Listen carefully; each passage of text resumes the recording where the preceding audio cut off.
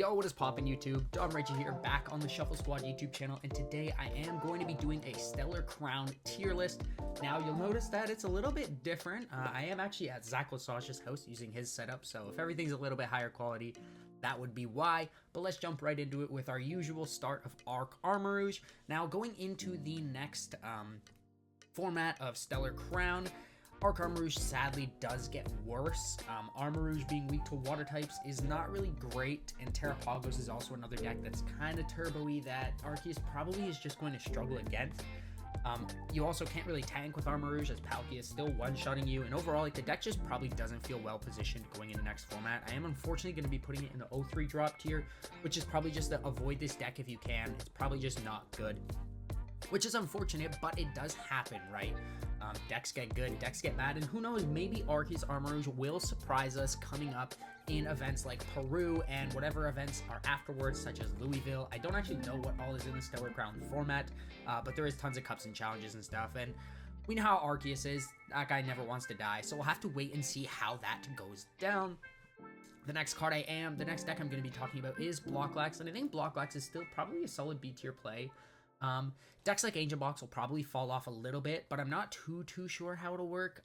Charizard is going to get way more popular, so Ancient Box should theoretically get worse. Blocklex just feels like a B tier play. It feels good into some of the meta, bad into other parts of the meta. You're probably going to be fine to play it.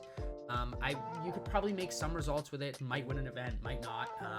Will it? Actually, it probably won't win an event, but it might do well at some events coming up, and I think that's something that's important to look at, is like, looking forward, I'm like, I don't really know how these decks are going to play against Block. I haven't done enough testing against Block myself, but I know Block probably takes a couple good matchups. I'm pretty sure Lugia might get bigger coming into the next format, so it might be hard, but we have been saying Lugia will get bigger and better every single set.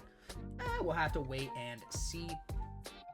Chien-Pao is another deck that I'm like, maybe Chien-Pao becomes okay. And the reason I'm saying that is, like, Charizard getting big means Chien-Pao theoretically gets better.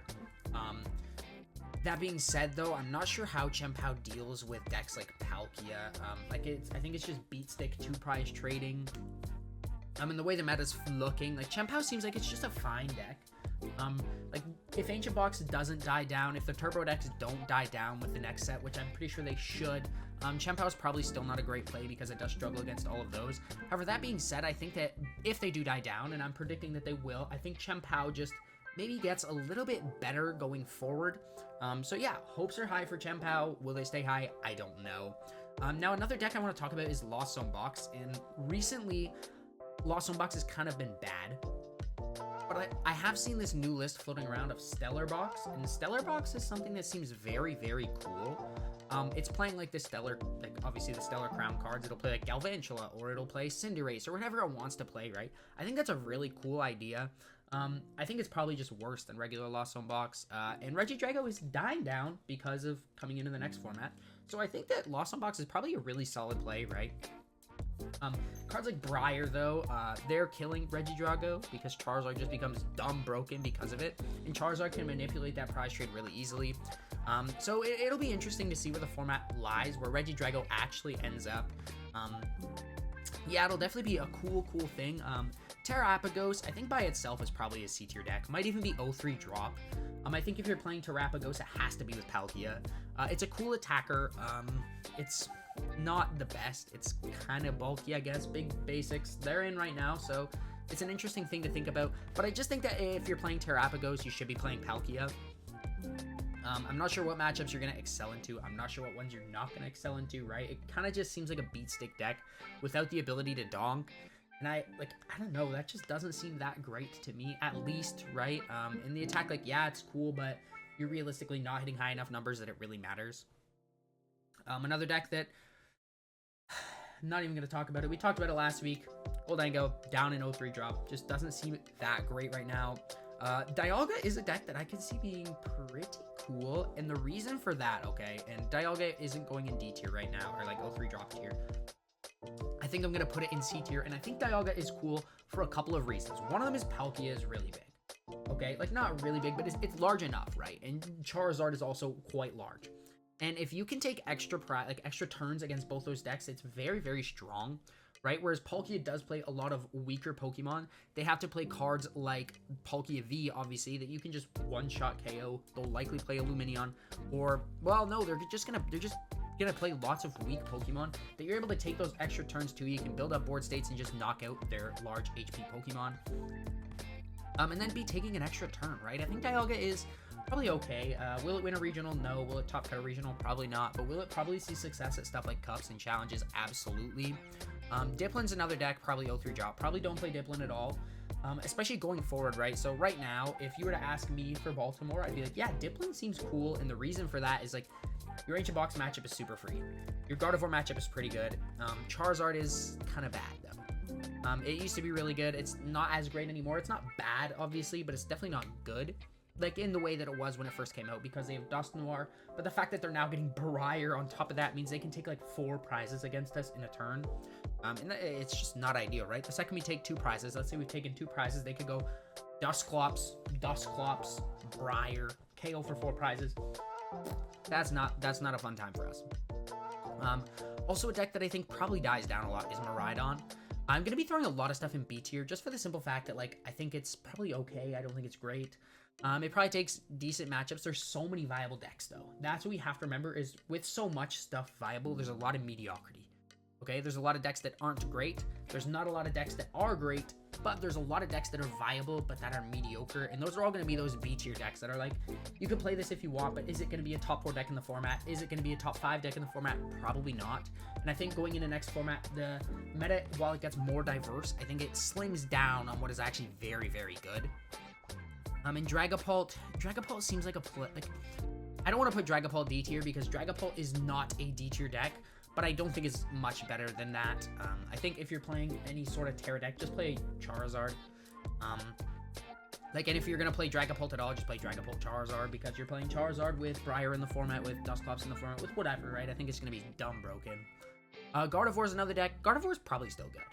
Okay, Raging Bolt. So all the turbo decks except Raging Bolt are not doing as well as they have been, right? And I think Gardevoir is probably going to be okay. Like, Raging Bolt stays large, so I think Gardevoir stays okay. Gardevoir is probably an A tier deck. Gardevoir is just one of those decks. It's kind of like Arceus where it doesn't want to die, except Gardevoir still gets results, right? Like, Gardevoir did decently well at Worlds. It did obviously very well at NAIC, and I think it's going to continue to shine going into Stellar Crown. A deck I don't think will shine, Greninja. Not going to talk about Greninja. Card we thought would be cool. It's not. It's probably just like, if we were to drop Rapid Strike in this format, it also wouldn't be good. Iron Thorns is a deck that I think sneakily will become solid again. And the reason for that, like, you take a good Palkia matchup, okay? And a good Palkia matchup is ridiculously good. Palkia is popular. You're also probably still fine into a lot of the format because they're still relying a lot on abilities. Decks like Ancient Box aren't nearly as big. So I think Iron Thorns is probably a good deck again. Or like right now, I'd be like, yeah, Iron Thorns is probably a horrible play. I think Iron Thorns is a very good play going into Stellar Crown. Another deck that I can never discredit because it just stays solid is Lugia. Lugia having the ability to one-shot everything is good, especially if you're playing like... I keep referring back to Palkia because I think Palkia is going to be a force to be reckoned with going into this format, okay? And like Lugia can play something like Raikou. Lugia plays Iron Hands. If Lugia throws in like some sort of tech card like Future Booster Capsule, you don't really have a way to search it, but if you could get that on an Iron Hands, take 3 prizes against a Palkia, they're probably cooked. And Lugia tends to just cook those big basic decks anyways, like those turbo decks that reliant on 2 prizes. So I think Lugia stays very good. Charizard's also by far and away the best deck in the format, so Lugia is not surprisingly up high in the format. Another deck that probably gets better is Lawson Giratina. Just like a good Charizard matchup, once again, is solid.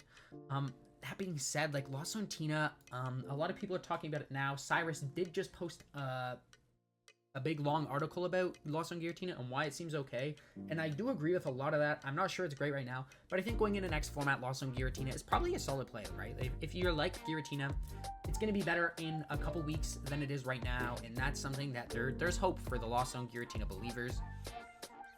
Another A tier deck is Palkia. I've talked about Palkia a lot. I think Palkia is very good. I think your Charizard matchup can still be a little bit shaky, just in a sense that like same reasons it is right now, to be honest. You get a larger bench, so you can do more damage. You include something like Defiance Belt, something like Maximum Belt, and you're probably doing a lot better. I think like Palkia is probably very, very good. I think you beat a lot of stuff, especially like Gardevoir, okay? Let's say Gardevoir is like, yep, I'm big in the format again. Palkia could throw in like a one of Lost City, and you're able to find it with Noctowl. If you've been playing for a little bit, like 2 years or whatever now, since Shady Dealings and Palkia was a thing, that deck was dominant. That deck did a lot of damage, and Palkia still can utilize stuff like Choice Belt, can still utilize stuff like Maximum Belt to get those damage numbers up, so you are able to one-shot everything in the format. I think Palkia Terrapagos is very good. You've got a big search engine. One of the best search engines we've ever seen is being reprinted here. And I think it's very, very interesting going forward. Roaring Moon is probably, like, Roaring Moon seems okay still. It doesn't seem great. It seems like it's still a B tier deck. Where right now I'd probably put Roaring Moon and Miraidon up higher. I think that they're probably just mediocre next set. And Ancient Box kind of falls down to that again. Like I said, like if I'm playing Palkia, and I'm probably going to be playing Palkia, and Ancient Box and Gardevoir get big, and like, I'm probably just like, yeah, here's a one of Lost City. I'm just going to start sending your stuff to the Lost Zone so you can't retrieve it back. And Zard is also dumb big. And Zard being able to go Briar to take extra prize cards against Ancient Box is probably just going to end up killing Ancient Box. It's unfortunate, but I think it's honestly true. Galvantula seems horrible. Okidogi is still not good. Regidrago is another deck. It's probably still pretty solid. As much as I want to count Regidrago out, I'm still going to say it's in. No deck is this dominant. It just falls off from one set. I think Regidrago stays up in A tier. I think it still stays very, very solid. I think if you like Regidrago, just continue to play it. The Turbo decks, like I said, should fall off because Charizard gets so big. So it'll definitely be a cool format. Sablezard is another deck. I think all the Lost Zone stuff kind of comes back a little bit with the fall of Regidrago. So that is good for the Lost Zone believers. You can start flower selecting again. Turbo Hands. This is a deck I think is coming back, okay? I'd normally throw it really low. I think it's coming back. And the reason for that, okay, hear me out, is if we play, like, Turbo Hands and we're taking extra prizes against Palkia, Gardevoir gets a little bit bigger, we're taking some extra prizes there. Ancient Box stays a little big, we get some extra prizes there. Lugia, we got some extra prizes there. You guys starting to see where I'm coming from? The deck, yeah, you're probably losing to Regidrago. You're definitely losing to Charizard. But if you can beat everything but Charizard and Regidrago, you're probably an okay rogue deck. Is it amazing? No. Is it best deck in format? No. But is it cool? Is it more viable than it is right now? Absolutely. Pidgeot Control is... I know I need to update the image because everybody's always like, oh, you have Pidgeot Control and there's a Snorlax. We don't play Snorlax. Yeah, I'm just too lazy to go update the image. Get over it. Sorry about it. Create a new template for me, guys. I'll create one myself if I ever get to it. Instead, I just keep adding onto this one. But yeah, I think Pidgeot Control is probably just a middle B tier deck. Bad players can't pick it up, but it might eventually just do well in an event. I think with decks like Palkia, with the Shady Dealings engine again, I forget what it's actually called, but Noctowl has it. I think that's probably going to be very, very solid for them to just get out of stuff like Pidgeot Control. Cinderace is probably a bad deck. Unfortunately, there's a lot of people that like Cinderace. I think it's poor, though. Like, it's just, there's no position for Cinderace in this format. Zard Palt seems solid. It's another B tier deck. B tier is not ordered at all because it is so big. There's just so much stuff that is pretty mediocre. And actually, I'll move myself right down here. There we go. So you guys can actually see everything going on in the tier list. But yeah, I think Zard Palt is probably just a B tier deck. There's so much happening in B tier, so I'm not going to order any of it. Charizard, though, is S tier, and we've gone over this. It plays Briar, so you can take extra prize cards. Dusclops and Dusknoir is insane. Charizard's a tight list, though, so it's going to be hard to keep it consistent and keep it as good as it is. But I think Charizard will figure it out. It's always figured it out. I think it always will figure it out. Garganacle's probably bad. Hydrapple is probably a C tier deck. Is it amazing? No, but it does beat Charizard, okay? So that's something to give it credit for. I just don't think it has what it needs to really, really be successful, which is unfortunate, but it happens, right? We can play Hydrapple with some Teal Masks, so maybe it's a little bit better than I thought. But B tier's a little bit too big, so maybe I gotta get on the chopping block a little bit, and maybe I gotta say, like, maybe Lost Zone Box isn't that great.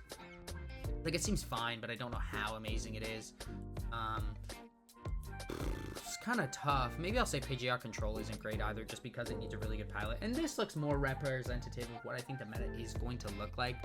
If I'm wrong, let me know. The set's still like a month away. Not too many people are testing it too much. I've started testing it a little bit. Zarda's far and away the best deck in format. I think Palkia is really good. We actually don't have Raging Bolt. I just realized there's no Raging Bolt. If Raging Bolt were to be on here, it'd be another A-tier deck.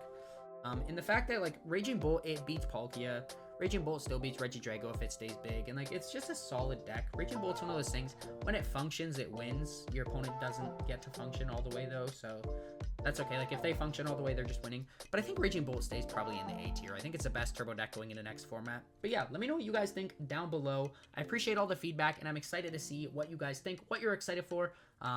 Make sure to get your cards over at Kayfabe Collectibles, as that is where we order all of our singles. Shout out our other sponsors, PTCG Store, which you do see on screen right now, GameStop, Advanced GG. They'll all be in the description down below. And make sure you check out our other videos. We did just have our GameStop weekend, so the VOD for that is up. I did cast there with people such as Josh Frank, LDF, Blake Ray, and we even did a guest appearance from the Zach Lesage PTCG. But yeah, until next time, guys, make sure you subscribe. Peace out and have a great one.